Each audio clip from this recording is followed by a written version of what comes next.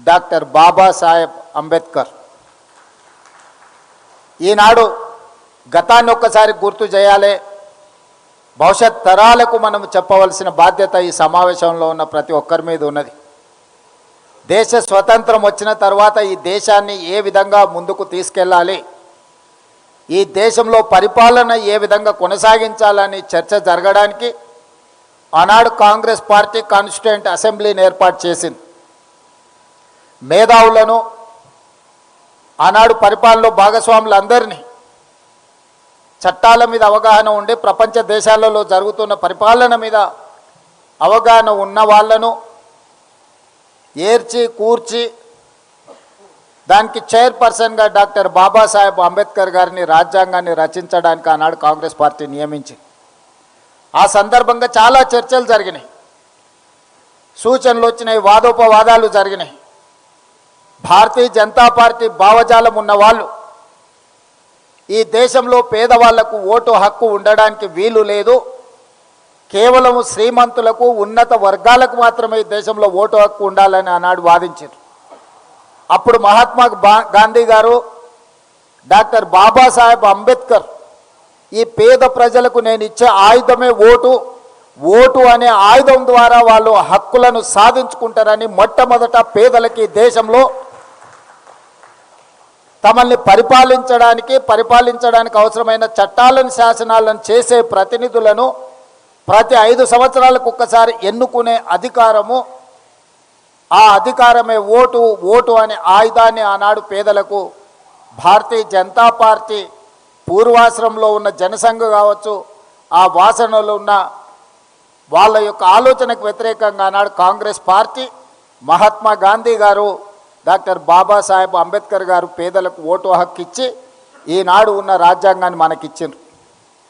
ఆ రాజ్యాంగాన్ని 75 సంవత్సరాలు పూర్తి చేసుకుంటున్న సందర్భంలో 2024 పార్లమెంట్ ఎన్నికల సందర్భంగా నరేంద్ర మోడీ గారి నాయకత్వంలో ఈ పేద ప్రజలకు అనుకూలమైన, పేద ప్రజలకు హక్కు కల్పించిన, పేద ప్రజలకు భద్రత కల్పించిన రాజ్యాంగాన్ని మార్చడానికి కుట్ర చేసి 400 సీట్లు మాకు ఇవ్వండి, మేము నూతన పరిపాలన తీసుకొస్తామని చెప్పి భారతీయ జనతా పార్టీ ప్రజల దగ్గరికి వెళ్ళారు.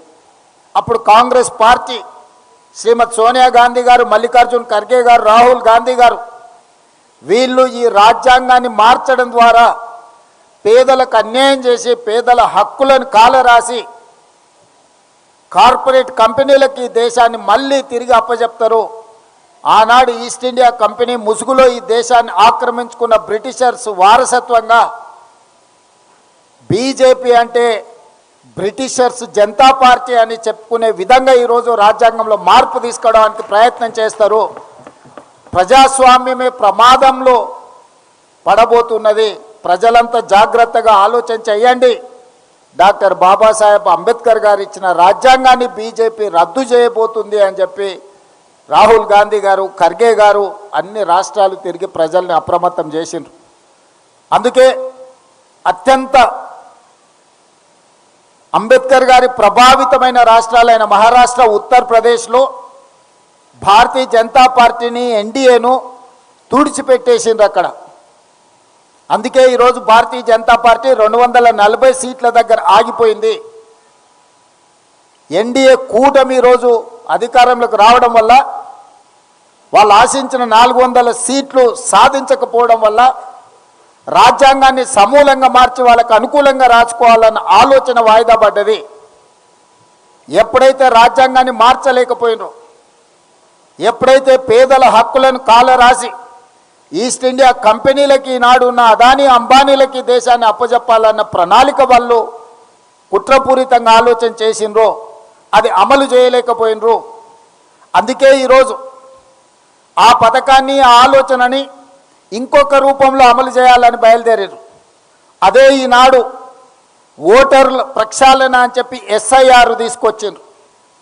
తద్వారా ఈ దేశంలో ఉండే మైనారిటీలు, పేదలు, దళితులు, ఆదివాసీలు, గిరిజనులను, అత్యంత నిరుపేదలను, ముఖ్యంగా నిరుపేదకు, భూమి లేని వానికి, సొంత ఇల్లు లేని వానికి రక్షణ ఓటే.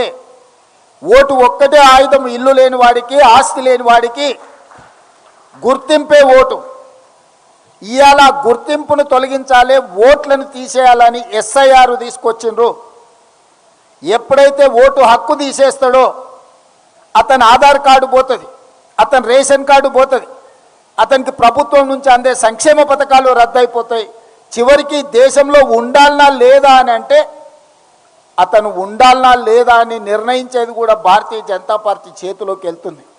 అట్లా కోట్లాది మంది పేదలని ఈ దేశ పౌరులే కాదు అని చెప్పి వాళ్ళని తిరిగి వెట్టి చాకిరి కింద బానిసలుగా తయారు చేయడానికి ఈరోజు భారతీయ జనతా పార్టీ కుట్ర చేస్తుంది. ఈరోజు ఎస్ఐఆర్ వెనకాల ఒక పెద్ద కుట్ర ఉన్నది. రెండవది, వెట్టి చాకిరి నుంచి రైతు కూలీ సంఘాల పోరాటం వల్ల